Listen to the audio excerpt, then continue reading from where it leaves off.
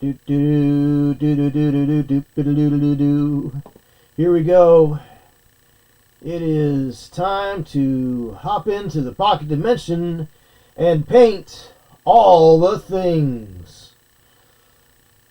Tonight we continue on with Orktober. Oh, turn on the light. Turn on the light. Harsh light. That really washes out. That's kind of awful.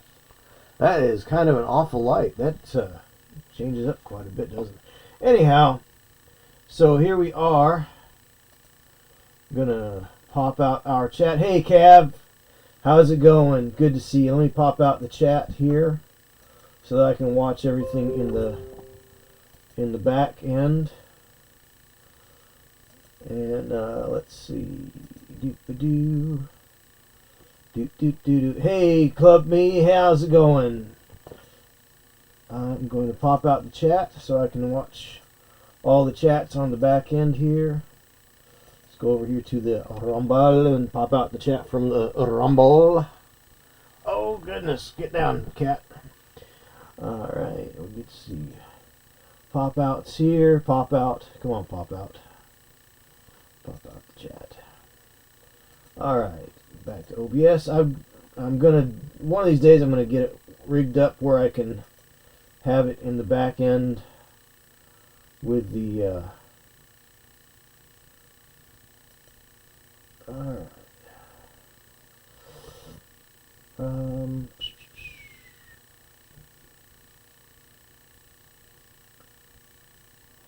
Okay, that's weird. Oh, I know what that was. Okay. Okay. Alright. Oh. Rumble. Chat not available from Rumble. Weird. Okay. Let's try it again.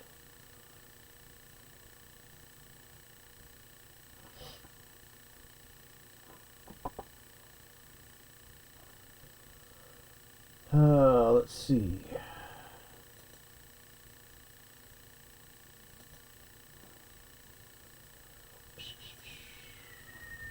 Alright, so let's see what we got here. Alright. There we go. There we go. Fix that little issue. Fix this little issue. Paint him some squats, Club Me says. Terrific. Terrific, terrific. Well, squats are fun. Are they classic squats? Or are they the Leagues of Votan squats? I mean, not that I'm saying one way or the other, but you know, squats is kind of, are we painting old squats or are we painting the new squats? Because either one, have fun with it. I am not really like, there's some people who would be like, oh no, you're painting the hold on now. Did I? Yeah, okay. I did the thing.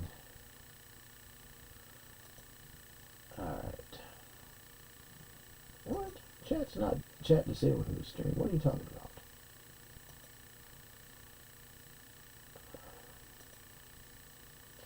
Leagues of Votan. Alright, very cool. Well, enjoy painting your Leagues of Votans. And that's squats too. So it's okay to call them squats. Some people get real itchy about it, but you know, we waited for so long to have squats come back to 40K that I'm not going to complain about what people call them.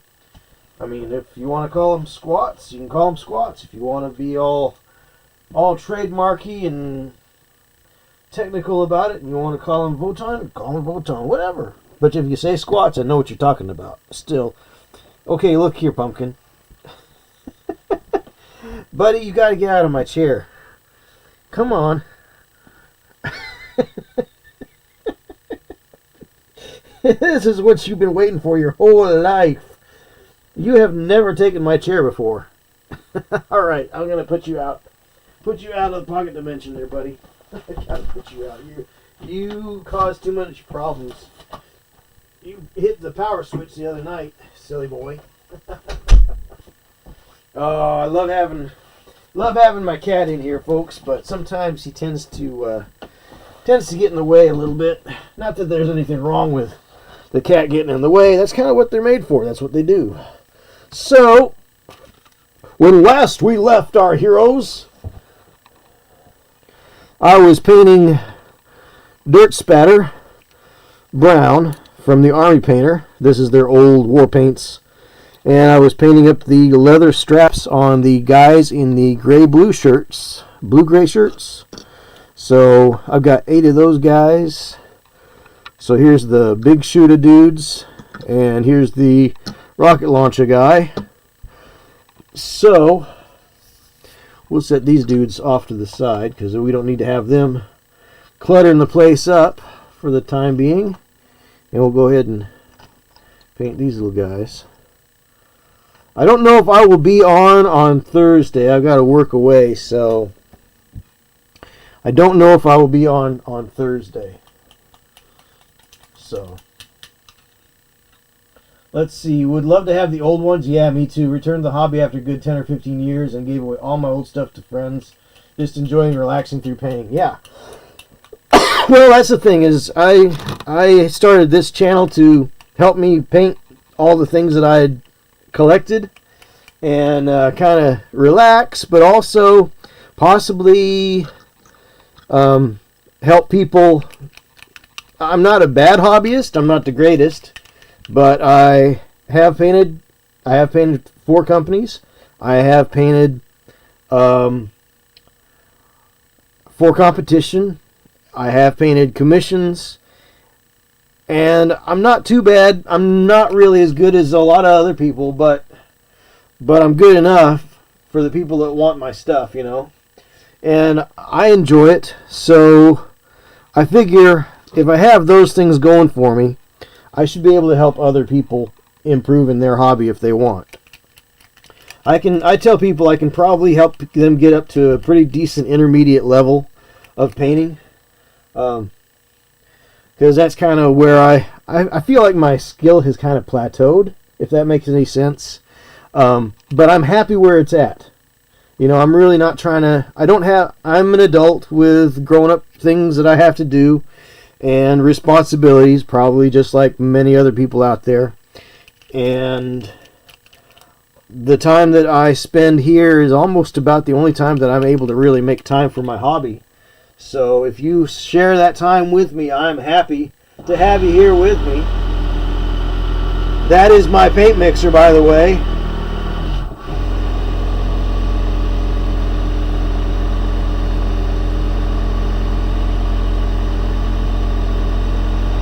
That is the paint mixer from Typhoon Hobbies, so check them out. I am recommending them because I use them and I like their product. I don't get any kind of remuneration for it.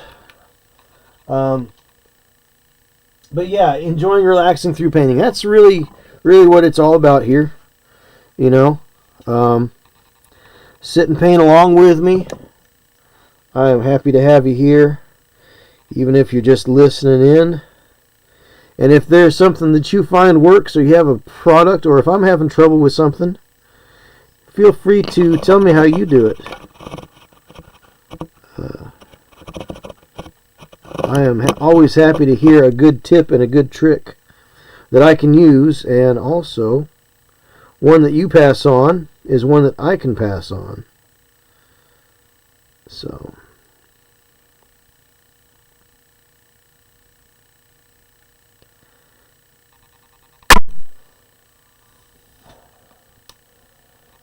Cav is in the chat over here on Twitch. And by the way, on Twitch, in case anybody is watching on the other platforms, Rumble or YouTube, on Twitch I am currently running a fundraiser for the 988 Suicide and Crisis hotline, well, lifeline.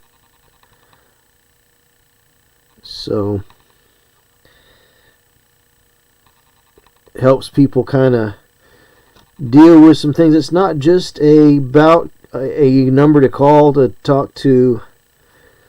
Sometimes it helps to talk to a stranger rather than talking to a friend. But It's true.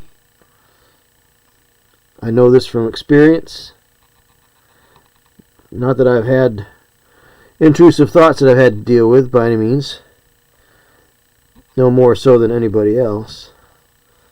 But I know in school I was having a hard time. And so I found they brought in they had somebody, I don't really know what she was, but she was sort of a counselor, sort of a thing, sort of a person. And I didn't know her. She wasn't connected to my family or anything. So I felt a lot freer to talk to that lady about what I was dealing with, as an angsty teen, as you might imagine. Talking is the key, Club Me. Yes, exactly. Very true. And sometimes it's not so much talking, it's listening. But, sometimes talking to a stranger is helpful. Because we tend to not feel like we're going to be judged quite so harshly, because we know the standards of our families or our friends, and sometimes we might judge ourselves even more harshly than they would, and that is kind of unfair to them when we do that. But the 988 Suicide and Crisis Lifeline is the charity that we're trying to raise $250 for. Now I was hoping we could get it by the end of the month, but that's okay. If we don't, I'll just keep it up until we make it. So this is Orktober. So I've been working on Orks. Next month, in just a few days from here, is November. So you can guess what we're going to be painting in November. So, yeah. Hyena Men.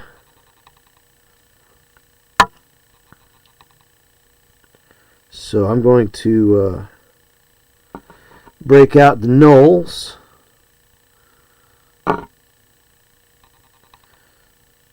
And paint up a gnoll warband next month. And then these orcs are going to go back into the case and wait for next Orktober. I heard interesting take on things for October projects. Let's see. Club Me says, sometimes it's not till you talk about things that you actually rationalize your situation. Very true. Very true. It helps you crystallize and think about it and the like. Absolutely. But I've sat in darkness with friends before for a whole weekend, not said a word, and it was just what they needed.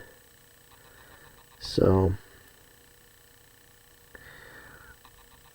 those of us that can be there for others, be there for them, because one day you may need that help too. But the 988 Suicide and Crisis Lifeline does more than just talk. They actually help people develop coping mechanisms, coping strategies. And they've got some literature and the like that they can get you and help you find counselors to talk to and the like. So they're a lot more than just a telephone line to call when you're feeling blue. We'll say feeling blue as a big fat euphemism, because I probably have used up all the times you can say the S word on YouTube. YouTube's kind of cool. I mean, it's got its benefits, but at the same time, I think YouTube sometimes they tend to be a little too nervous about certain terms, things that are important to talk about, and then they penalize people that are bringing awareness to certain things. Not that they're penalizing me. I haven't even I haven't even broken 83 followers yet. 83 subscribers. Maybe 80. I might have 83 by now. Somebody subscribed the other day, but I don't think it registered yet. I don't know. YouTube is weird. It actually dropped like 3 people off this summer, which maybe they dropped off themselves, but I don't know. I mean, usually when people subscribe to a channel, they kind of tend to just leave it, and even if they don't come back, they tend to leave it as as a subscription, because it doesn't cost anything. It doesn't cost anything to subscribe on YouTube, you know. So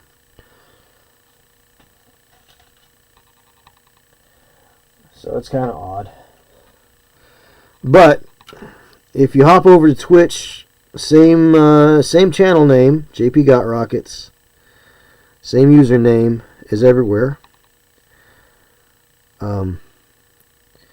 You can donate to a good organization that does good things.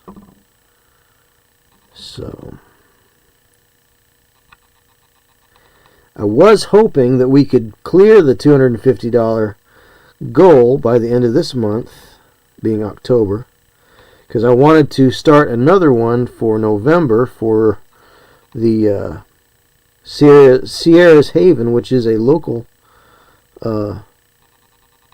no-kill shelter, and they have reduced neutering programs. So, like for $25, you take the cat that you found in the garbage that you want to keep, you know, because a lot of people go out of their way to buy all these like dogs that are pedigreed and everything, but you know, that cat that you find in the garbage is probably going to be your best friend ever. Like my cat, he likes to be near me, and he was just a stray we found out on the farm, and you know, I took him in to Sierra's during their reduced price neutering day. It's $25 each. So that's it's not bad. But I think if we could raise this about the same amount of money, we could probably give them enough to donate 10 neutering sessions to 10 kitty cats or 10 doggies, you know. But I kind of lucked out because Pumpkin was already neutered. So I left him there for a couple hours, and I came back and I said, well, I noticed that he didn't have the cone of shame on or anything, and I was like, well, that's interesting. What? I mean, they go, well, he's already been neutered. He's already good to go. I said, okay. Alrighty then. So the money that I was going to spend on the neuter day, I just went ahead and donated.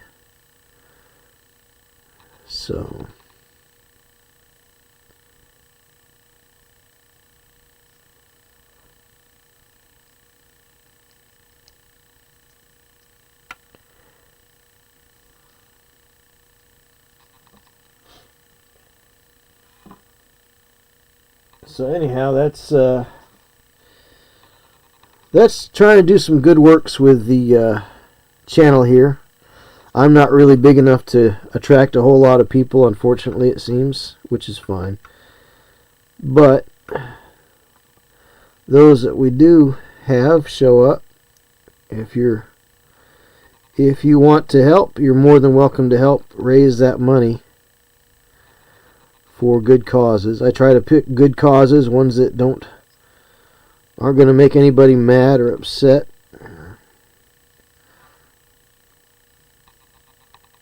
Of course, if they don't make anybody mad or upset, are they really good causes? Yeah. That's a thought.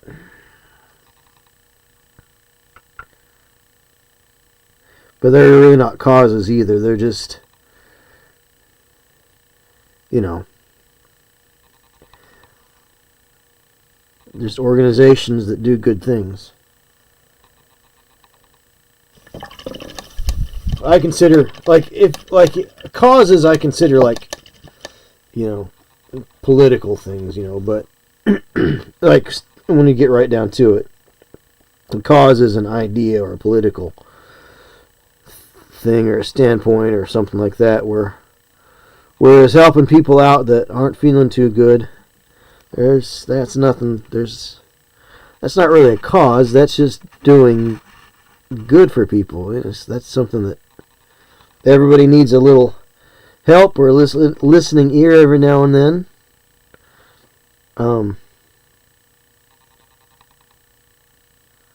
So maybe we can support people. Maybe we can support that effort.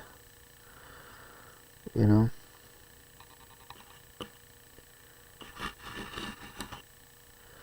Or if we can reach that goal. So right now we are at $56 out of 250 to our goal over on Twitch. And if you're concerned, Twitch doesn't get if you're concerned, especially in light of recent things that happened at TwitchCon,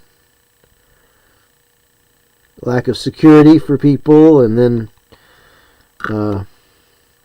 you know, just things that people were getting up in arms about, because I think some of it should be getting up in arms about, but also I think somehow people were feeling like Twitch was trying to shift the blame, which, you know, maybe, but no. Twitch doesn't get a penny of your donation. That goes to those organizations. They don't get a cut, because it wouldn't be much of a donation if Twitch got a cut, right? I don't think they even take any processing. They don't even get a processing fee. So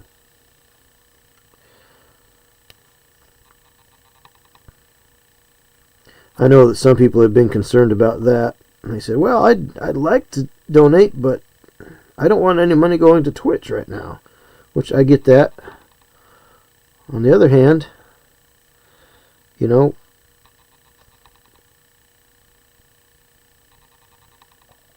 if you want to support a creator who is on Twitch, there are other ways than just subscribing to Twitch. You can use my code ROCKETFUEL, ROKKITFUEL, at w.gg for some great tasting energy drink that, for me, the reason why I did take that on as a sponsor was because it's sugar free, and for me, your mileage may vary, but I didn't feel any harsh, nasty crash down or feel sluggish after drinking it.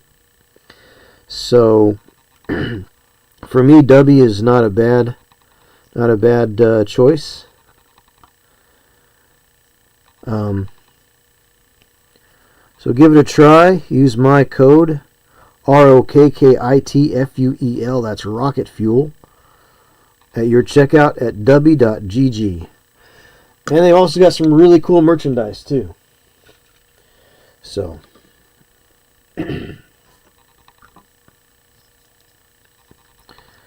anyhow, now Thursday's odd. Like I said, Thursday's going to be a long day at work. Well, every day is a long day at work. But Thursday I may do a shorter stream because I've got to have very early call at work on Friday morning. So,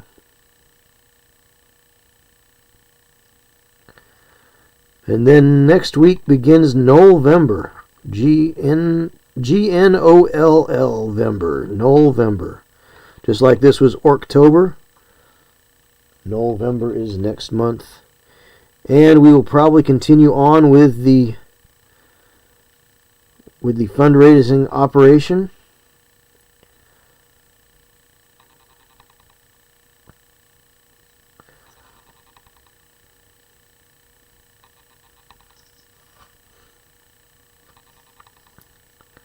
So it's still going on because we haven't reached the $250 mark yet here on Twitch. It's just a little purple button down in the lower right hand corner. Show them where it is, Orky. Right. So if you're watching here on Twitch, look down here, right down here. See, look you get. Right, yeah, you. I'm talking to you. Right. Look right down here. Follow this, right? And then you look down. Now look over here. I look down right here in this corner. See that? Right in the corner there. Right. And it's a little purple button. Says donate to charity. And you needs to donate, you gets.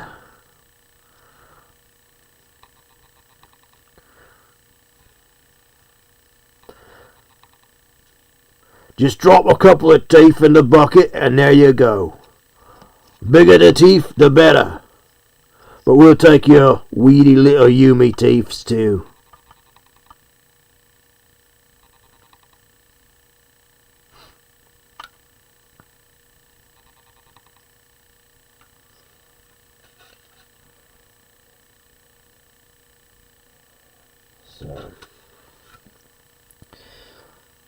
So far we've had 3 hobby heroes.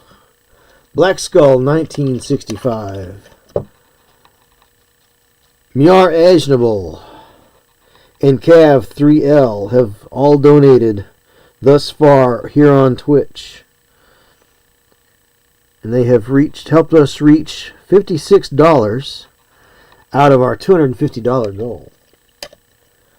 So appreciate them for all of that work and their self-sacrificing spirit. Doesn't have to be a lot. A little is just as good as a lot because it shows you care. It says more about you than you know when you take the time to help out something good like that.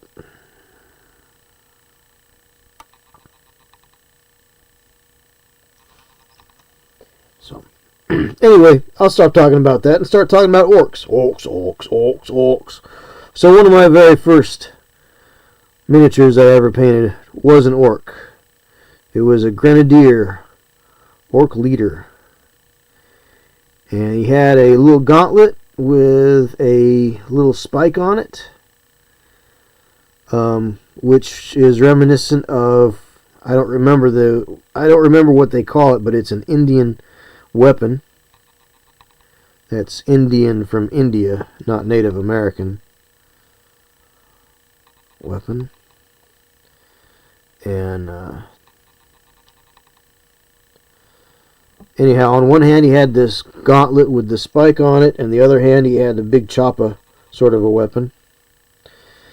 And I painted him the best I could with what I had, and what I had at the time was Tester's enamels. But the thing is, what's funny is a lot of people talk about how goopy their paintwork was from back in the day. Because here's the thing, I think a lot of people didn't understand that you needed to thin your paint. So the testers, you could thin testers, but you had to use the stinky thinner. And I was always getting in trouble for using the stinky thinner. But I would use it nonetheless until my mom got upset with me. and tell me to shut it down.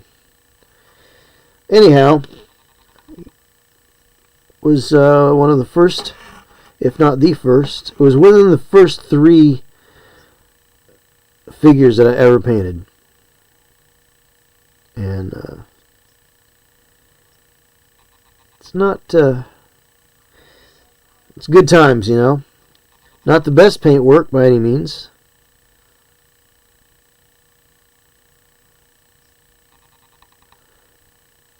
But I'm still proud of it.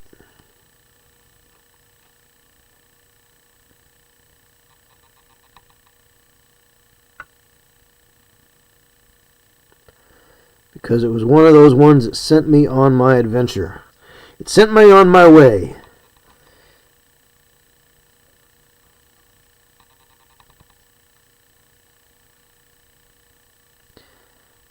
So these Orks, probably going to just be an Orktober project.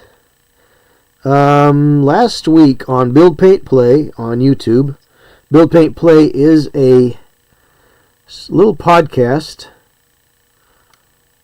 starring Dave Taylor and Jake Krajewski, 2 longtime stalwarts of the hobby. Jake is a retailer and used to run a store for Games Workshop, and used his experiences in the world of business and gaming to open up his store, or stores. I think he's got 2 stores.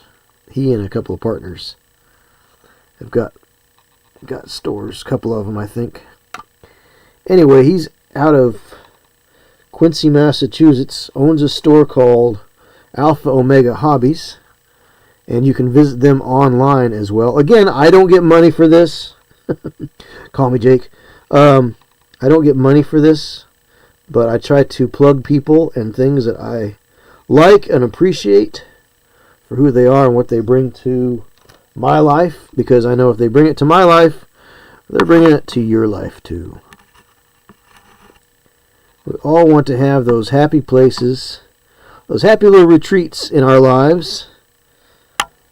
And there are people who are more than willing to facilitate those happy little places. If we give them a little bit of money, they can help us find the things that we want. And Jake can definitely help you find the things that you want at alphaomegahobbies.com.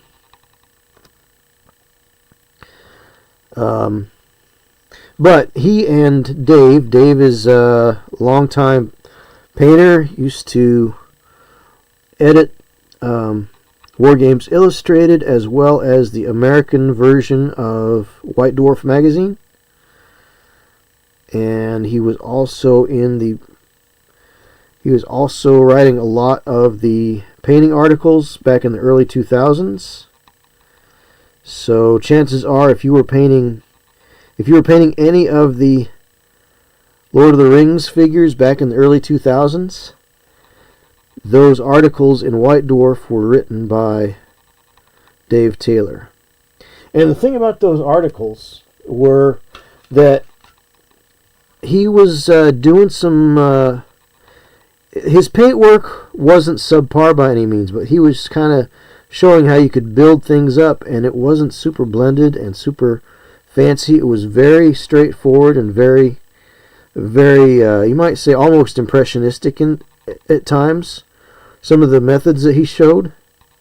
And it made me feel a lot better about my own painting, believe it or not, because it showed how those layers work up,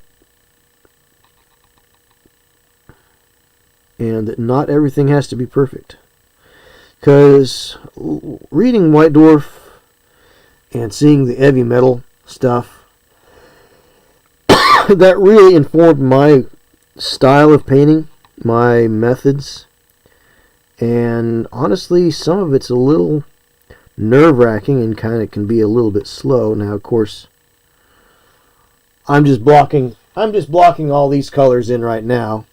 I did do a wash on the flesh, but I'm just really blocking in the colors right now on these guys. So they could actually go onto a table after this. But, you know, they're probably what you might call table ready, battle ready, whatever. Because they're blocked in. They've got 3 colors up. You know, but I like to make them look nicer. Give a little pride in my work. Have something to show for it. While my figures aren't always display purpose perfect, I would not have a problem displaying them at all. Mostly because I did them, right? I mean, there's nothing wrong with taking pride in your work. Now, there's improper pride where you think too much of yourself. One could think too much of themselves with improper pride. That's where you just think you're hot stuff and there ain't nobody like you.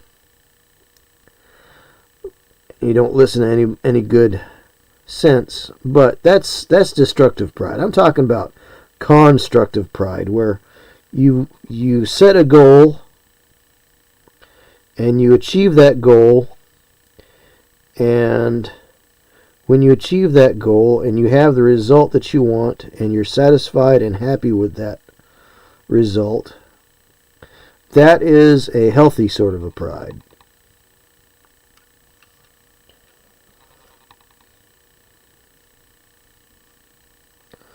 So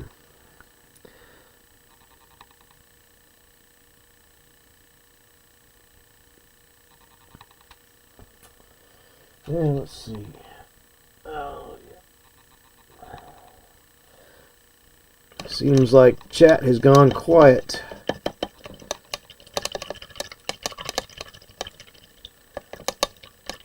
That's okay. I'll just keep talking here by myself.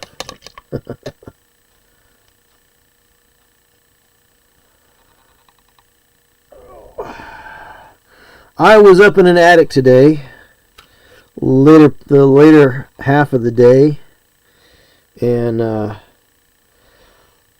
didn't think it was going to take long. It really wouldn't.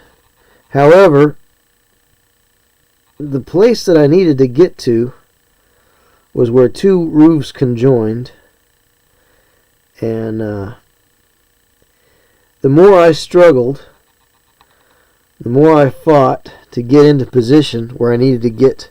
Because I needed to get... So, where I was stuck in the roof, the wall that I needed to get into was there. The roof was here, right? But instead of being open...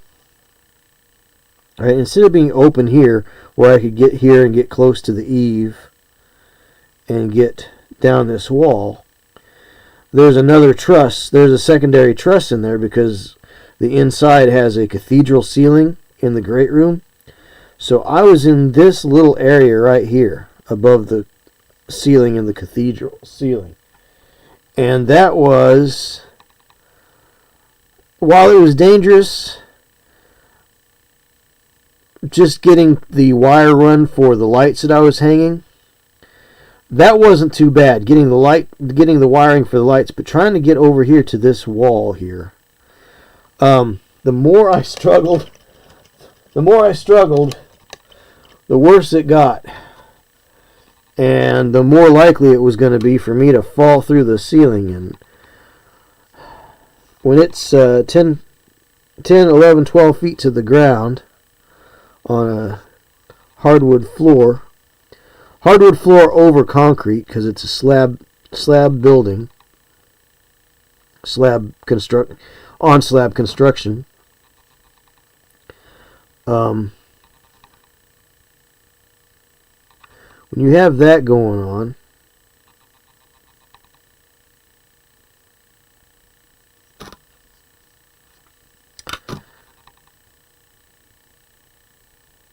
the more you struggle, the more likely it is you're going to take a misstep. And I'm not a tall man, so trying to span between joists with my body is very difficult. The joists, I think, for the cathedral ceiling were... I don't know that they were even... I don't know that they were necessarily on 16s. I mean, they really should have been 16s. Everything else in that building is on 16s. But that one, I don't know if it was or not.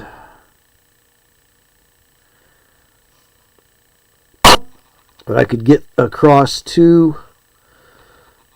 I get across like two bays, two joist bays, maybe three. I guess it probably is on six. They probably are 16 center, but it did not feel good. Struggling into that teeny tiny corner, and then not being able to get where I needed to go, because it was covered up with an HVAC duct. So it was a lot of struggle.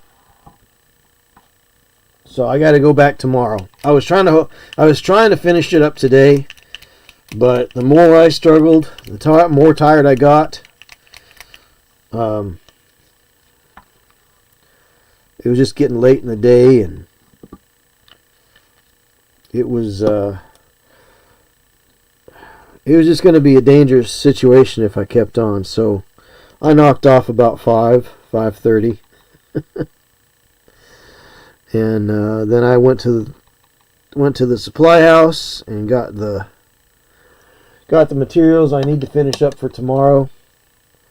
I'll take another bite at it and finish that up tomorrow.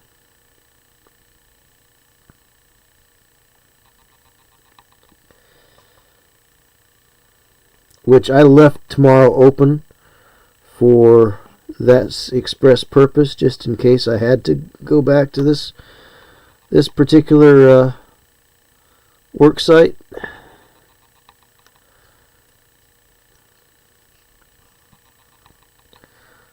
I didn't really want to. I'm trying to save my customer money by just showing up one day, right? But it's going to be a little bit more. It's going to be a little bit more than I expected for him, because I got to go back tomorrow. I mean, I shouldn't be there too awfully much longer,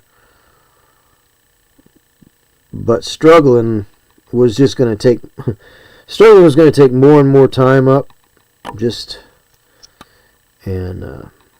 So I've got an alternate route, another path to get that wire where it needs to go tomorrow.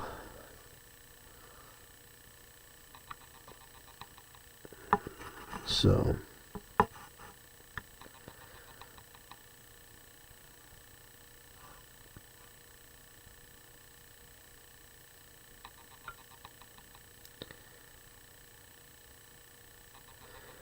I'll do that and probably be in and out, at least probably be about 3 hours. I should be done by lunchtime, I hope. That's the plan anyhow. Then I got another customer to go to who I ran a line across his yard up high from his house to his shed, a replacement line that was not done correctly in the first place. So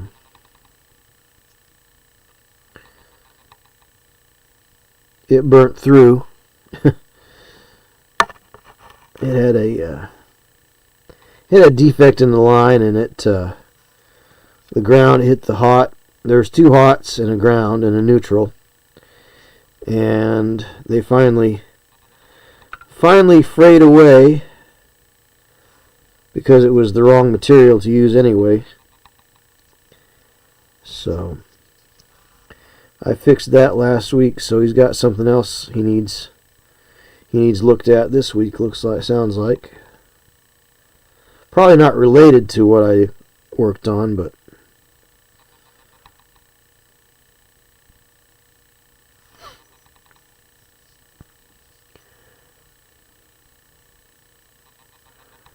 Alright, so these are pretty well blocked in. Of course, I've got paint out of line all over the place, much like you would in, say, like a coloring book. That's okay. We can go back and touch it up. It's just paint. We can paint right over it. And as you can see, it's thin enough to where no detail has been obscured. Even got a little texture because I did go a little thick to get some pigment in there. Pigments. It's the pigments. It's the pigments. All right. Oh, it is almost 10 o'clock. Like I said, I may knock off a little early tonight. Usually I go to 11 o'clock on Tuesday nights. Well, Tuesday and Thursday I usually go to 11 o'clock. But I think tonight and Thursday night, I think we'll probably go ahead and go shorter on those two nights, because I'm tired tonight. That's why I want to go short. And then Thursday, if I do stream, it will be a shorter stream, maybe just a couple hours, because it is it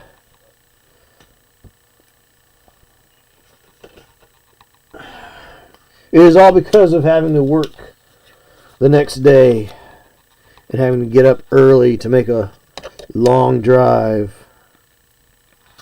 So I'm using some brush cleaner, brush soap that was from, this is Games and Gear, but any brush soap will do,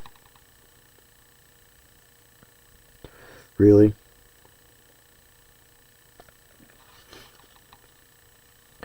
And they probably just get Master's brush soap that's actually just molded to their little plastic thing. I kept the box because I like the box, but it's got the little plastic holder in there, and I've got another block or two of that. I mean, this stuff will last you quite a while. A big old tub of Master's brush soap will last you, for our size brushes, I mean, it'll last you quite a while. Now, some people say you should wash your brush out after each session. I believe that's probably about right. Some people say you should wash it out in the middle of your session. Maybe, but that seems like that's going to be something that'll slow you down. I mean, I don't know. Of course, you should probably also use clean water instead of using the old water that you been rinsing your brush in for your whole paint session there, but I'm not too worried about it. This is just a 75-cent synthetic that I got at Hobby Lobby years ago, but it is a number 2. It's a Master's Touch number 2. It's got a nice chunky handle. It's a little short, but it has good balance to it. And even though it's hooked over, it still holds a pretty decent little tip to it. So now some people say that you should, I mean, I don't know how you would keep track of this. Smells so good? Yeah, brush soap does smell good. I don't know how you would keep track of this, but some people say that if you change position on your brush as you paint, so do several strokes and then rotate your brush, and then do several strokes and rotate your brush, it will help that hooking from happening on a synthetic. But I think that I think synthetics are going to hook anyway, whether you put pressure on one side or not. I mean, once it starts hooking, you're going to start seeing it, and then it's just going to be a thing. But, you know, even though it's hooked, it still holds a pretty decent tip. So, you know, now when it gets to be like this,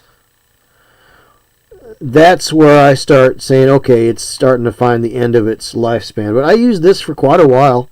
This is a number 2 Master's Touch round. It's just like the other one. I got these at Hobby Lobby years ago, 75 cents a piece. You know, they were just, you know, they have those crazy deep discount sales from time to time. So I picked them up, and yeah, just like this one.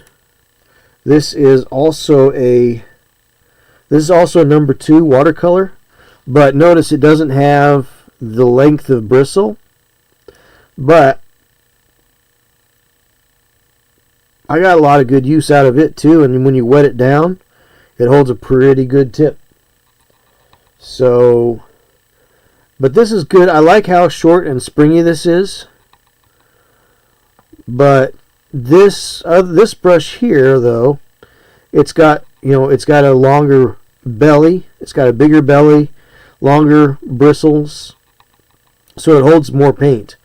This doesn't hold quite as much paint, but it's a little springier, a little shorter. I used it for quite a while, but yeah, I mean, I used it for blending and wet blending and the like, so it did pretty good. But yeah, definitely invest in a little bit of brush soap if you don't have it. And any brush soap, I mean, they're all about the same. You know, they're all going to work for you the same way. All right, so I've got the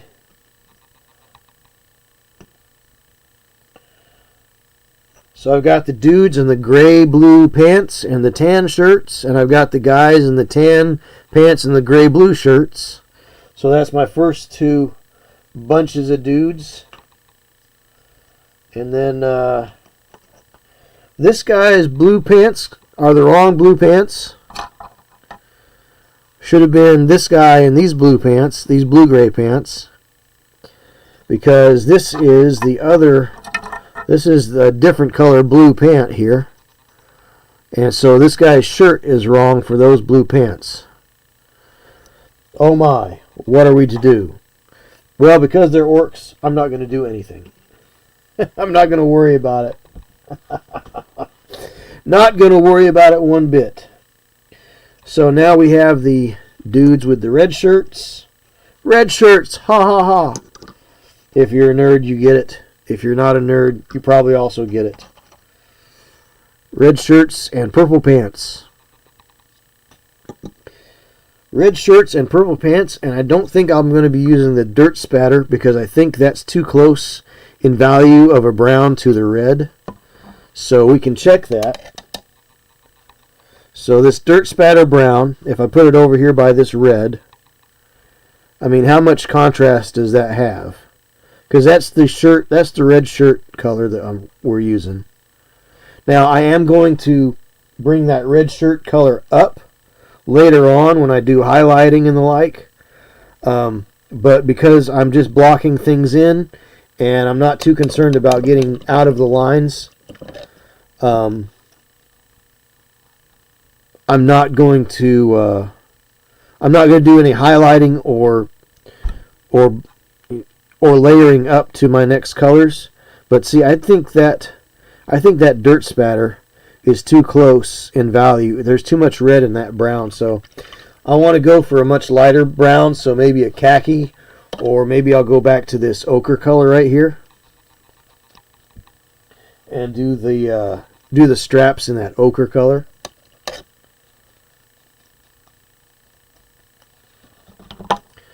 So all right, so green ochre, Vallejo Flames of War number 914. Oops.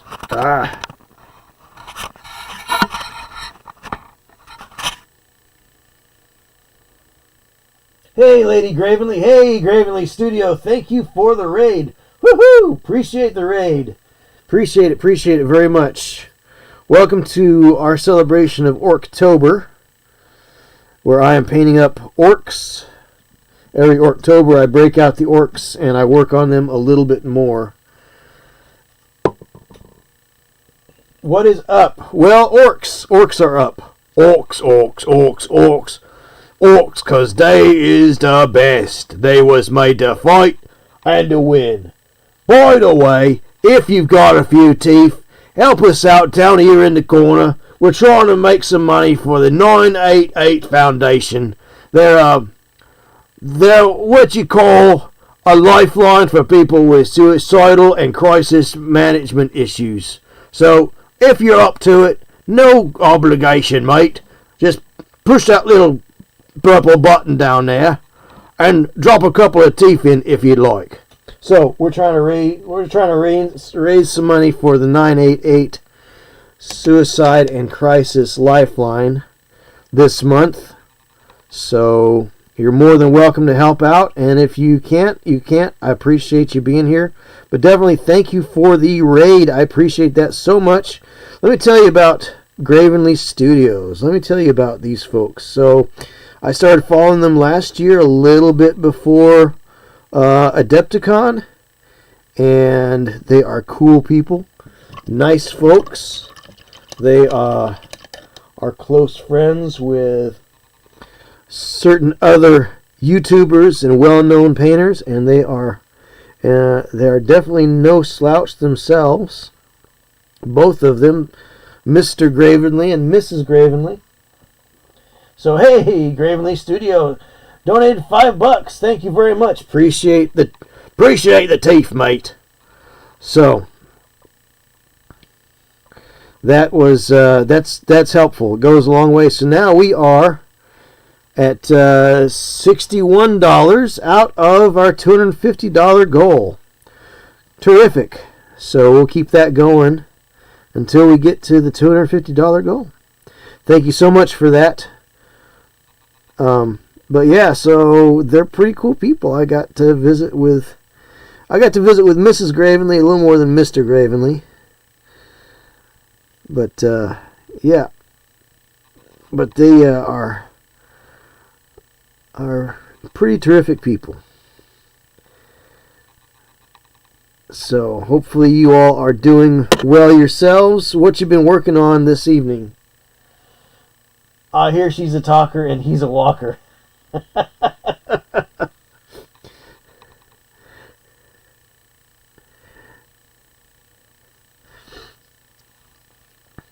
But yeah, nice time, nice visits.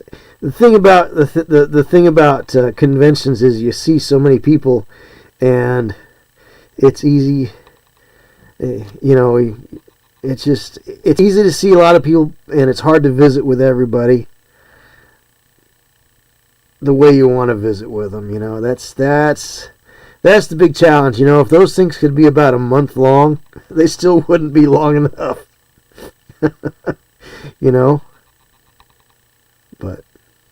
But it is, the nice thing about gaming convention, especially Adepticon, is it's kind of a yearly check-in with people you don't get to see often. Sure, you might see them online, you might see them on stream, whatever. But that yearly check-in, just to see them in person and see that they're doing okay. Hopefully they're doing okay, when you see them. Your friends, anybody, I'm talking just in general. Yeah. That spray gunner Adam Witch for their challenge this month. Okay, cool. Had a little Halloween octopus named Adam from Spray Gunner. Yeah, I think I heard something about that. I really don't pay that close attention to competition stuff because it's always things that require 3D printing, and I don't have a 3D printer. But I do sort of. I know that when you mentioned it, I know that Spray Gunner was running something this month. I just didn't know the specifics. But yeah, that's pretty cool. And see what. Well, those few people that watch my channel regularly probably don't know this, but Mr. Gravenly Studios is a terrific painter. Competitive level painter, man. I tell you what. check out some of his stuff. Follow him on Instagram. If you're not following Gravenly Studios on Instagram, you need to be following them on Instagram. So we are link friendly here, by the way, so you are more than welcome to drop that in. So I don't know who else might have been watching on the Twitch, but yeah, there you go. If you follow that, you'll see some really great stuff. Let's see. Look at what you love. Yeah, that's all that matters. Yeah, absolutely. Well, and the thing is there's so much to choose from, honestly. You can get absolutely inundated and overwhelmed if you try to keep up with everything. And I mean, when I was younger, I would keep up with anything, and I've always been an industry watcher, because part of it was because there was, you'd get Dragon magazine, you get White Dwarf magazine, you might get a copy of like Wizard magazine for the comic books and the like, and so you'd always see things in there about the industry or products that are coming out and the like, or you kind of have to piece together all sorts of information about who was doing what and what properties are what, and then you'd get the little newsprint catalog from Troll and Toad every now and then, and you'd see what companies were doing what, and it was it was always kind of interesting to keep track of it. And now I'm associated with that industry to a small extent, and getting to know people that you've read their articles, you've played the games that they've worked on, you've learned a lot of things from them. They say that you should never meet your heroes, but that's only if you expect your heroes to be just like you, or you've assigned them some qualities that they really don't have, or maybe never had, because they're just people just like you and I. And I shouldn't maybe say heroes, but I should say people who are exemplary in the industry, that have done a lot. Now, I've never had a disappointing encounter with anybody that I've met in the industry. We generally have a pretty chill, laid back, cool industry.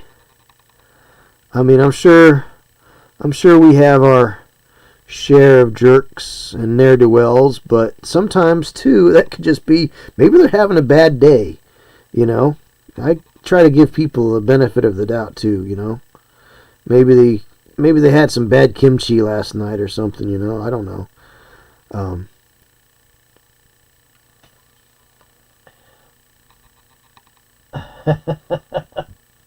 Raven is curling up with post-stream care. Great.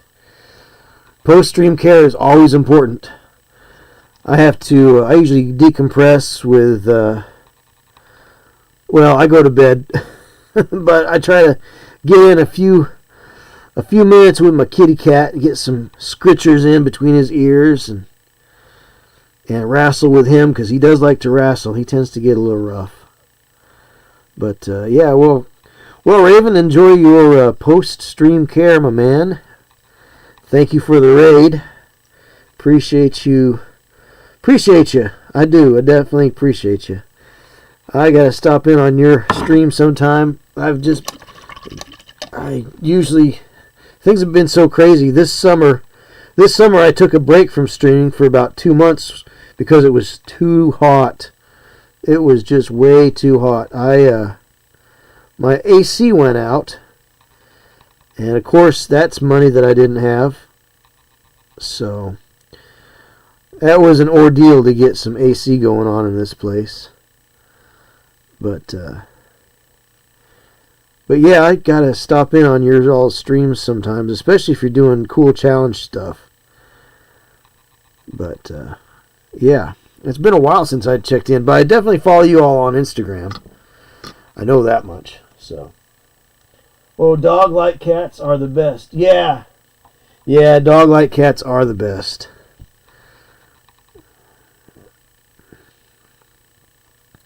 But it was kind of cool because we found him as a stray out on a farm, and I needed a cat at the time because I just moved into the house, and my work had been sending me out of town, and I had a rat eat a hole in my floor because, you know, I wasn't around. So I got the cat to kill the rat, and he did, like right off, like within 2 days of being in the house. The cat got him. Boom. I mean, he earned his keep right there. But yeah. But I took him to get neutered right out, not too long after having him. And so I left him there, and I came back a couple hours later at the prescribed time, and they said, "Oh, he's already neutered." So when, you know, so the money that I was gonna pay, I was gonna give to the no-kill shelter that does the neutering workshop every couple of times a year. I just went ahead and donated it to them anyway. So that's the next plan. Once we knock out this like it's a challenge, like there's some but once we fulfill, that's a better word, fulfill. Once we fulfill this charity, I will open a charity fundraiser for the Sierra's Haven, which is our local no-kill shelter, because they do good work right here in my town, and they have too many critters and not enough people taking those critters home. And so they need to expand. So you stream Thursdays from 6 to 9 Central Time. I stream Thursdays from 7 to 11 Eastern Time.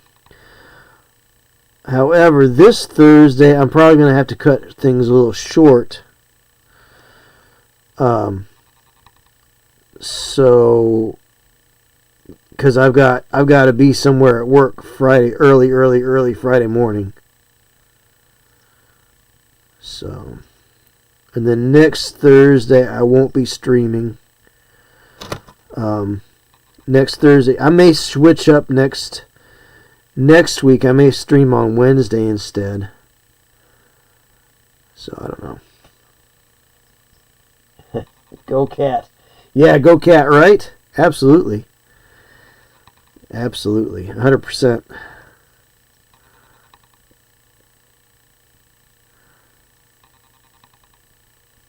Yeah.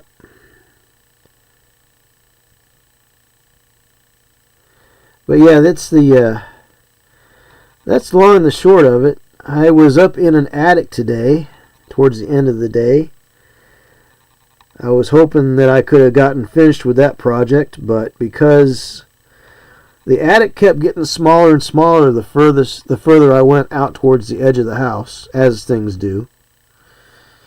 And I was getting in a more and more precarious situation.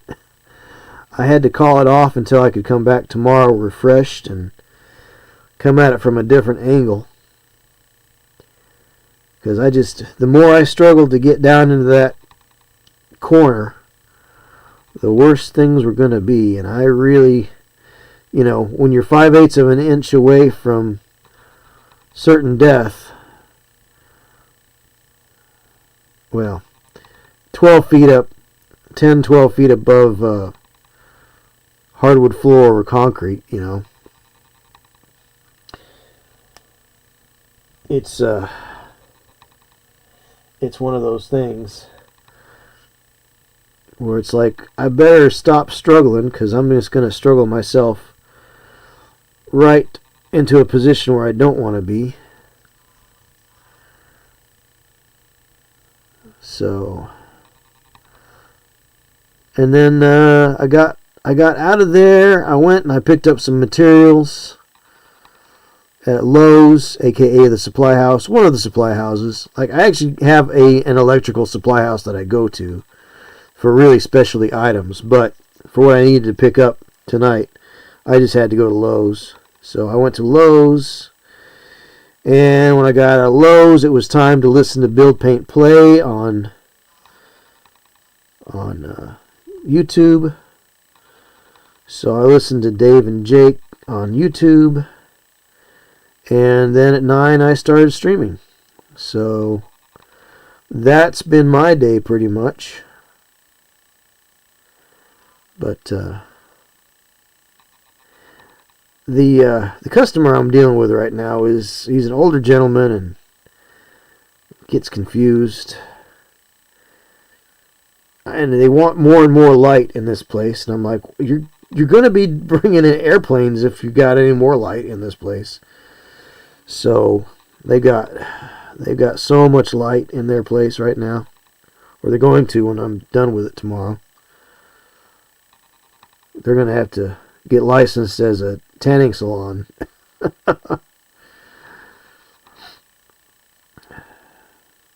Oh, it's starting to dry up, and I'm going to tear that paint if I don't stop now. I'm going to put some nasty texture in there, which for leather on Orks, nothing wrong with a little texture. So, yeah, I don't want to be the first person to die in that house. Actually, well, let's see. Well, what's funny is that place, the place that we're working on, there were two, the place that I'm working on, there were 2 or 3 cabins that I did work on in that area. I say cabins, I think cottage is a better word. It's a retirement village. And so I shouldn't have mixed that paint. Oh well. They're just orcs. I don't have to be perfect. They're just orcs. And I've seen a lot of issues with certain things in the electric in this particular cabin, because this cottage, I should say, was done by another contractor that the same builder used because he thought we were too expensive. Because we had gone unions, so long story there. Long story. Basically, the gentleman that owned the business sold it, and the outfit that bought us was a union contractor, so we had to swear into the union and get all those wonderful benefits. But we went from being $35 an hour to $68.50 an hour, which, right now, quite honestly, $68.50 an hour is not a bad ask. But at the time, that builder didn't care for it. But we already had under contract to do those cottages. So me and my teammate, we did those cottages, finished up those remaining 2, and then the builder didn't call us back for this last one. Well, you get what you pay for, And me and Matt were probably some of the better electricians in the area. But I've seen a lot of weird, not weird oogie boogie weird things, but just things that shouldn't be done a certain way. Things that need to be done a certain way were done not in a certain way, but close to a certain way. Kind of think enthusiastic amateur, right? So I fixed a couple of those things, but I'm sure that there's more in that building, in that house, that are also still not correct.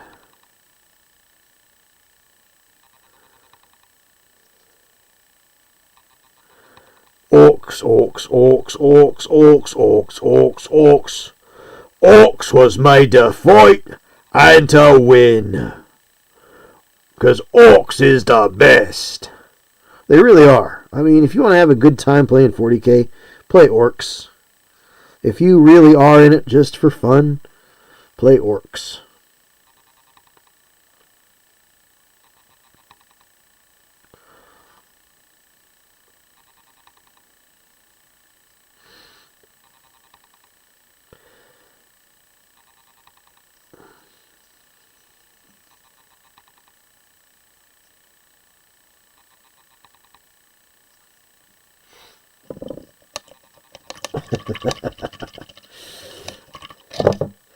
Especially when you get those things that have multiple choice results.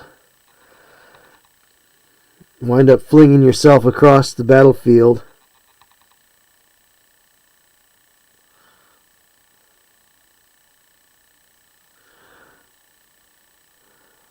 The jump, I don't know if they still have the jump or not. I really don't play much 40K as I did at one time. I played a lot more in 3rd through 5th edition. 6th edition came on and I started playing. Actually, when 6th edition came around, I started playing in a band, so I didn't get to play very much. But there were also things about 6th edition that felt very, very bogged down, as far as you had almost rules, like you had, and I've talked about this before. So you have a ranged weapon that's obviously something that can only be used at range. Then in 4th and 5th edition had the rending special rule. Well, nobody was going to try to use that rending special rule in close combat, obviously, because it was a ranged weapon. It was a ranged weapon that could not be used in close combat. But somebody at Workshop, I guess, decided that they needed to specify that it couldn't be used in close combat. So instead of rending, in 6th edition, they gave it shredding, which is the same as rending, only for ranged attacks. Well, if I can't tell the difference between a ranged attack and a melee attack, then maybe I shouldn't just be playing 40K. I don't know. I just didn't feel like I needed that distinction. And I felt like it took up a lot more space in the rulebook than needed to be taken up, you know. I've tried 8th a little bit. I completely sat out 7th. I played a little bit in 8th, 1 or 2 games, enough to see that it was going to get bloated again, and it did. It got bloated. Every time they try to start out and go from 0, they wind up getting bloat again, and it just, you know, they get, it's an army-based game, and army-based games, they're trying to get too granular, I think. Now, some people like that granularity in an army-based games, and everybody has their own taste, what they want. But for me, if I'm moving truckloads of troops around, I don't want to get bogged down with, does that guy have an axe or a sword Because if it's in the rules that it's the same way, what does it matter what it's modeled with? I mean, I just some of the granularity, I think from a game design standpoint is questionable. That level of granularity, I think it slows things down. When you've got, say, 300 orc boys and you need to do some fast dice rolling, if you're getting bogged down with Fizbin rules, I think it's time to try something else. Headed to the gas station for some snacks. R is lurking. Take care and paint in. Awesome. Right on.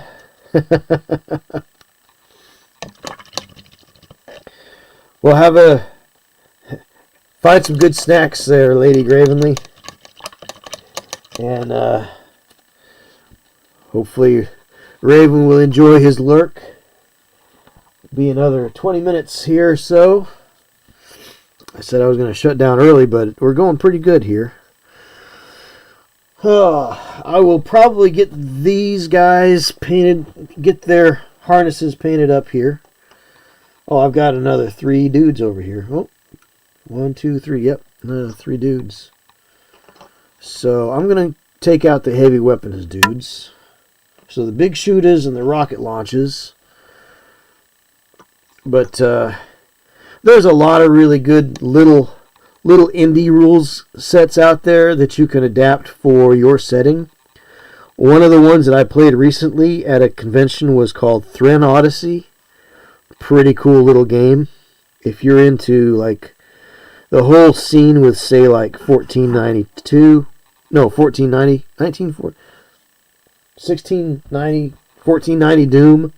Yeah, that's what it is. 1490 Doom. And if you're into that, or say Flames of Orion, or anything like that, where your miniature is whatever you come up with out of your bits box. Thren Odyssey is kind of in that same vein of independent game design, sort of zine stuff. Pretty cool. Little skirmish game. Five figures per side. So that's it's definitely worthwhile. You can look it up online. It's called Thren, Thren Odyssey. Thren Odyssey. Got some really solid mechanics. From what I could tell just by playing the demo game. Which, I mean, I played the full game. You know, we went from soup to nuts on it, but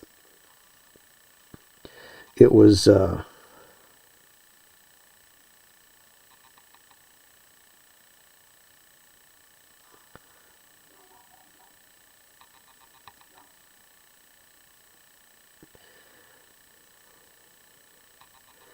it was just very solid gameplay, enjoyable. It didn't really get bogged down into a lot of weeds. It's just, it's just a solid little rule set. I'm sure somebody out there could probably figure out a way to break it if they really wanted to, but it's not a game that really makes you want to break it. You know, there's some people that they just want to break a game. But I think if you play in the spirit of a game, even if you find breakable or exploitable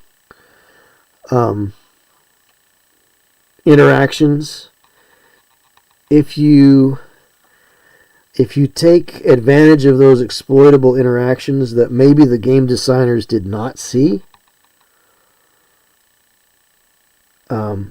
you may be actually violating the spirit of the game.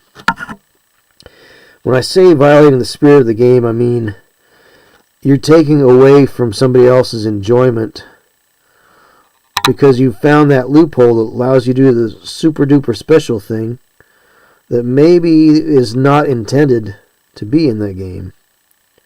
Now, is that a weakness on the designer part? Is that a weakness on the playtester's part? I don't know. You could have things like that are just, they're just things that got missed by everybody, because maybe all the playtesters and the designers were more interested in the spirit of the game rather than finding those exploitable weaknesses.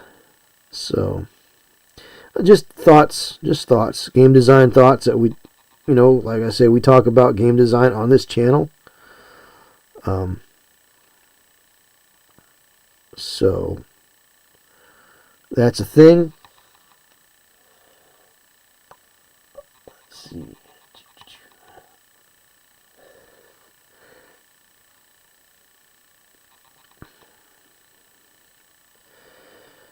So, but like I said, I didn't notice anything that would, if you play in the spirit of an indie game, you're always going to have fun. I think you've got these big commercial rule sets that have these big tournaments, and everybody's trying to get one over on each other, and nobody has. I mean, I feel like the people that play in tournaments and say, "Oh yeah, I had a good time," I think they're lying. I'm not calling them liars. I just think they're. I'm not being accusatory towards anyone. I think they have a good time because they get to play with their little toys and push and roll dice. And I think they probably ultimately do have a good time. But I think it's the difference between the 40K friendly at Adepticon and the big tournament.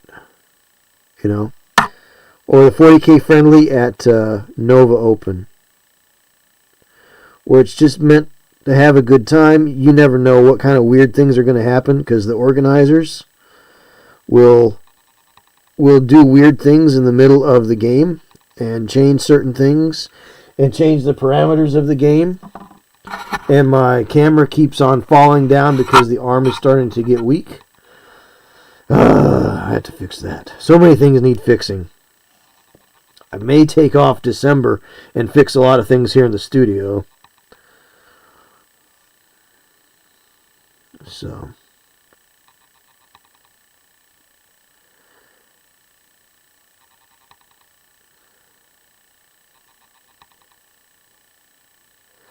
So that's some of my thoughts on 40K. And I think that there's a lot of people that enjoy it, and I'm not taking anything away from them. I hope I'm not taking anything away from them. I don't want to yuck on their yum. I think people enjoy what they enjoy for their own reasons. But at the same time, I think there are games that are less demanding of their players. And if you are a not demanding player, if you want to just roll dice and have some fun, I think there are other games out there to explore. And a lot of the little indie games that people are coming up with, like Threat Odyssey, 1490 Doom, Sludge is one.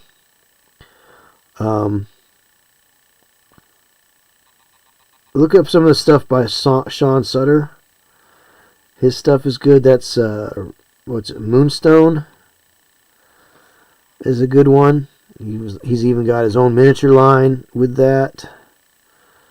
Yeah, I mean, there's so many great games out there that are just on the edges of the commercial space, right? And of course, I always talk about Tech Commander and Sail Power. So Tech Commander this is one of our miniatures This is the linebacker, and it is a mech from our Tech Commander game, and it pegs together, and then you can glue it to the base. So, and that is 10mm scale mech, sci-fi mecha action, sci-fi. Here's a transport ship. So this is world building stuff, right? So it carries, what would that be? A dozen Connex containers, outer space. I guess they figured out a way to move Connex containers in outer space, so they load that up, and it flies around, and that's that's a world building piece right there. Of course, we've got tanks for the memories. This is one of the tanks. I believe this is the elephant tank. Cat hair. Where's the cat hair come from? So, if you like tanks and mechs, and you like playing in the smaller scale, bigger game, but it's not a game like any other that you've ever played. You have to really keep your head on a swivel. That is by Sea Dog Game Studios. Check them out at seadoggamestudios.com. Now, I've never received any payment for them, but I do work with them sometimes. And usually I'll play test and I'll paint figures with them. And I am part of the Men of the Red Chest, or Defenders of the Red Chest. We changed it because, we want to be more inclusive. Game Master Group, which is a volunteer organization, and I keep knocking my headset into the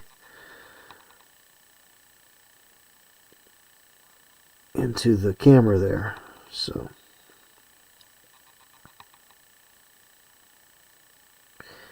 anyhow, I've got a lot of improvements I need to make in the studio. I got to get better cameras. I've got better cameras. I just need a way to do things better. I need to do gooder. And I know the things I need to do gooder. It's just finding the time, the money and the time to do them. I want to get an ATEM deck and get that working. Oh, so many things to do. So many things to do and no time to do it.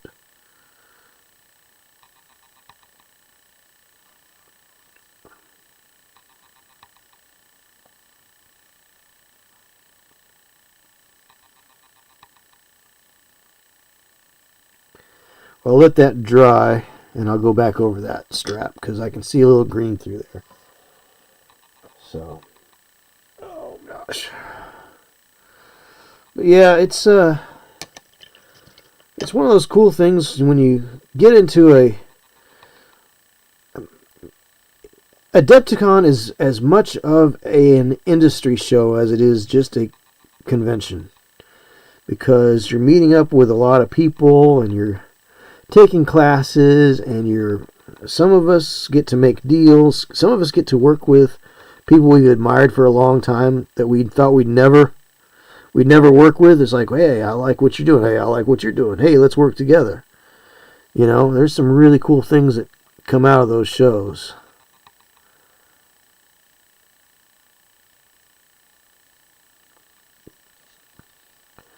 But yeah, but something I do at a lot of local conventions is I run paint and takes. If you've never run a paint and take, start running paint and takes. If you're feeling a little mournful that there aren't that many people that play miniatures games in your area, find a 3D printer, have them print off some figures for you. Pennies a piece, Buy them dinner, or buy them resin, or buy them FDM, filament, or whatever. Whatever it's going to take to get them to print off some miniatures for you. And start a program at your local library. You know, if you don't have any little conventions near you. But get the kids and the adults too. Get them into painting a miniature. It's not that hard. People always, I always get the people that come by and say, "Oh, I could never do that." Challenge accepted. Challenge accepted. I will have you up and running and painting. And you know, now sometimes with paint and takes, you can't always give people a whole lot of instruction. But sometimes you can. If it's slow, I will sit down and I will paint with people. And I will give them tips and tricks and show them little things that will help them along their way. You would not believe the one thing that helps people most of all is the Triforce of Power. And that's putting your elbows or wrists on the deck, or on the table, I should say. Putting your elbows or forearms on the table, putting your hands together, or making sure your hands are touching in some fashion, and making that triangle shape so that your hands all work together. Your hands and arms and eyes all work together to accomplish the goal. So that's something that, and there have been people that I could tell were going to be turning out some really nice work, but they kept fighting themselves because one hand's going one way and their other hand's going the other way. And after I showed them the Triforce of Power, they immediately, it was like they went up 2 levels. You know, it's like they just jumped up 2 levels of skill automatically. It's like they knew how to put the paint on the figure. That's really not that hard. Accuracy is really what most people struggle with. And once you've got accuracy down, that is probably 3/4 of the battle. The other part of the battle is to know when to allow yourself to be sloppy and know when you have to be super precise. Now, on these orcs, I'm allowing myself to be sloppy because I'm going to revisit these eventually. And I'm going to clean them up when I do. And I'm going to clean up those areas. We're going to layer things up. Now, it may be it may be next year before I get back to them, because this is my October, or Orktober, as the case may be, project.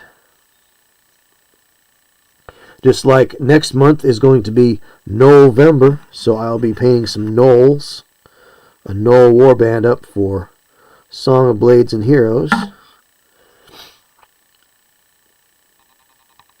So November is next month, just a few days really. So November.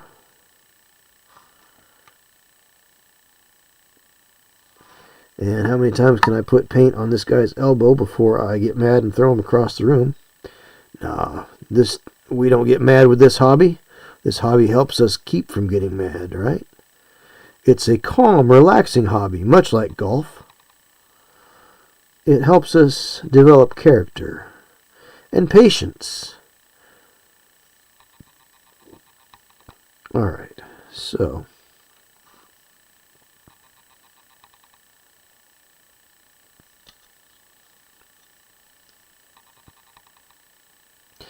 the one thing that I always have heard, and I try to apply this, is if you can't see it, don't paint it. So if it's going to be on the bottom side of something or around back of something that I'm not going to actually see, maybe I shouldn't paint it. But the scale modeler in me, you know, scale modelers will build the engine, and they will paint the engine, and they will detail the engine, and then they will close the lid on the engine and glue it shut, and you'll never see the engine again. But because I know it's there, that's the scale modeler in me, because I know it's there. I want it to be done, and I want it to be done right. So that weird obsessive compulsive sort of pursuit of perfection gets in my way sometimes, and it slows me down. I don't think I would ever win a speed paint competition by any means.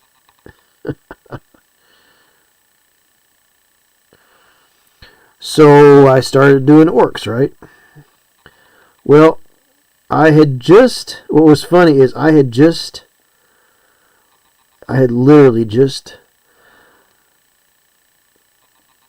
primed all these orcs in black, which I hardly ever really use black to prime in, but I did it this time because I figured it's a good cheat. It really is. Personally, I like dark brown,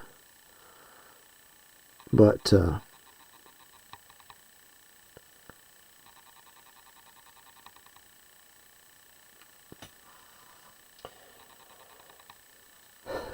I used black because I don't think I had dark brown at the time. I think I was out of it.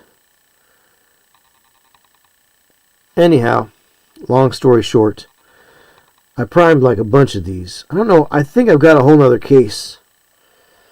So, right now I have something like 28 or 30 here on the table to do.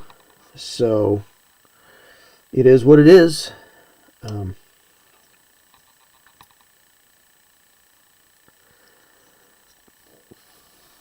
But I primed up a bunch of them in this black. Just flat black, just basic flat black spray that you get from a hardware store, which is not the best, but you're looking for something that the paint will grab onto, and it will do that. So, some prefer a little bit more of a satin finish to their primer so that their paint glides across it a little bit more. Or a satin primer, like if you had a bone color and it was satin and you wanted to use washes or the speed paints on it, that would actually work really well because the satin will allow that speed paint to flow across it a little bit better, a little more evenly. It won't get stuck up or hung up on the tooth from the flat paint that you've used.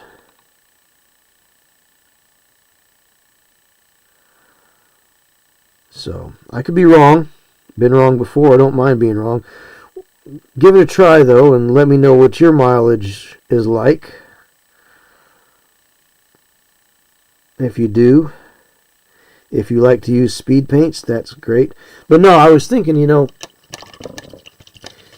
I had just primed these guys all up when Speed Paint came out. Speed Paint 1.0.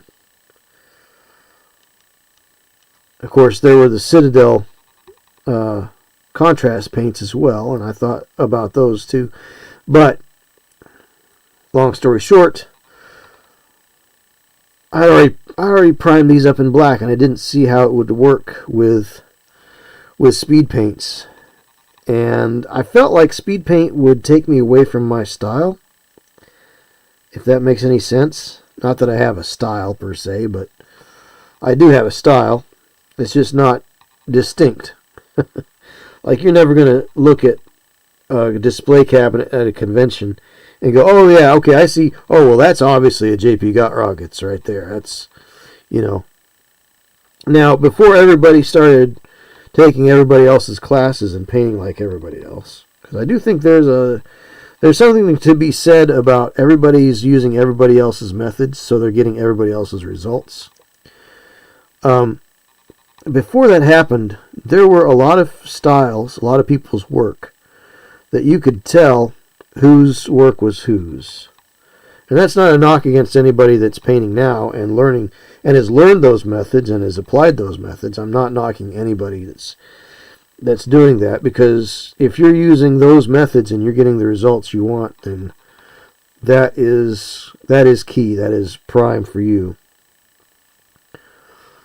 But I don't recognize anybody's work anymore.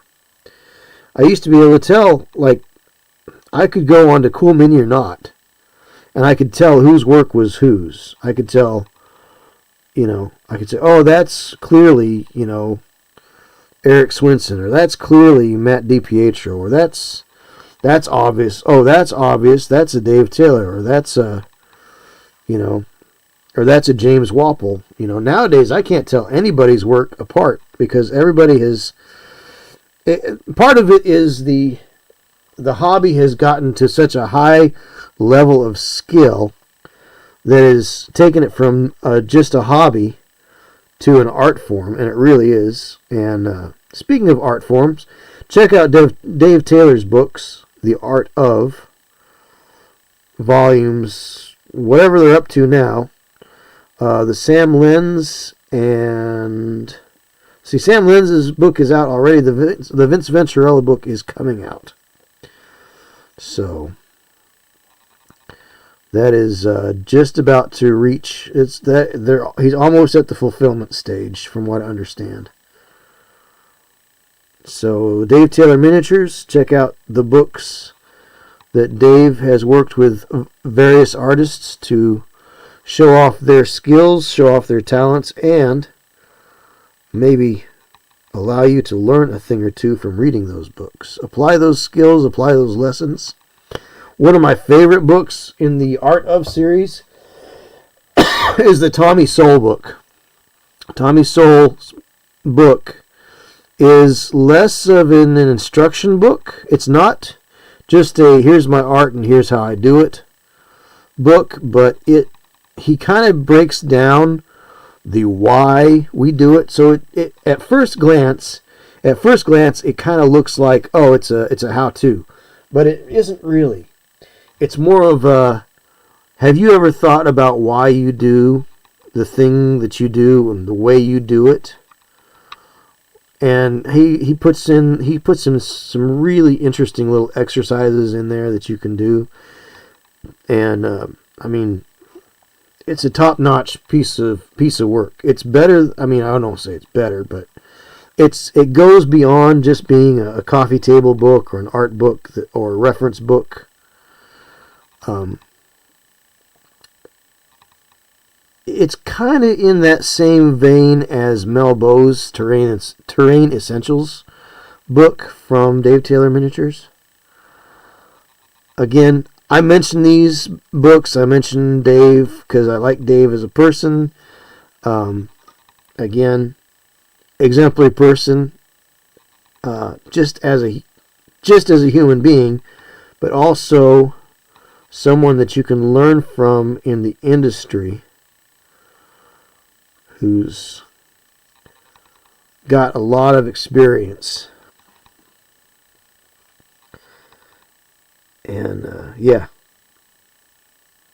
but the books that he's come up with, the Art of books, is really, I don't know if groundbreaking is overused maybe sometimes, but him showing that this is an art form and having these various notable artists write these books,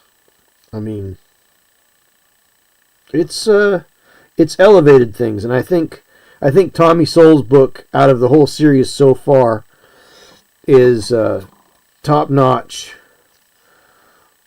Probably one of the more beneficial books. They all have value, don't get me wrong, but I think Tommy Soul's is the one that has probably the most benefit. Not just value, but benefit. Because it kind of takes you back to some of those basics. And asks you, why do you do it the way you do it? Is there anything more that you can do? Really, really terrific, top-notch book. If you get it, even if you are experienced painter, I consider myself experienced, not professional by any means. Award-winning, barely, but award-winning nonetheless.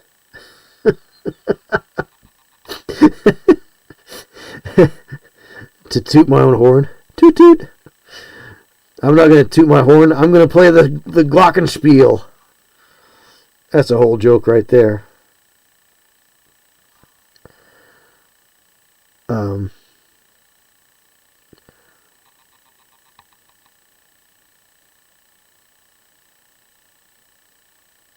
But no, those books are definitely worth the price of admission.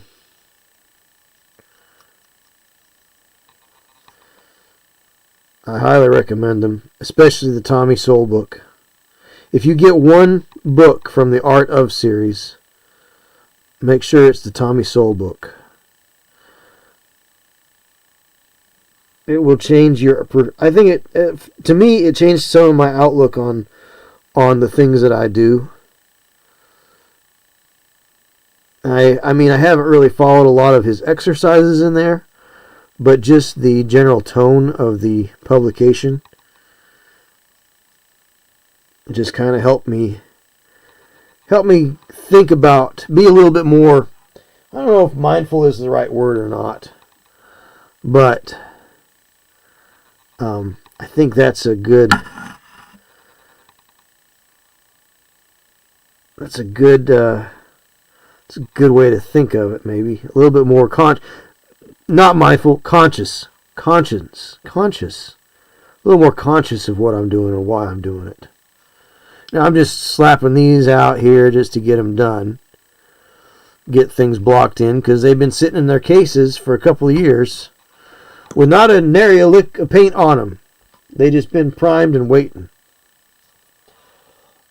So, that's it. Well, it is 5 minutes to 11, so I don't think we'll put any more paint on any more of these guys, which that's fine. That leaves the big shooter and the rocket launcher boy here for Thursday or Wednesday, as the case may be. I'm not sure which.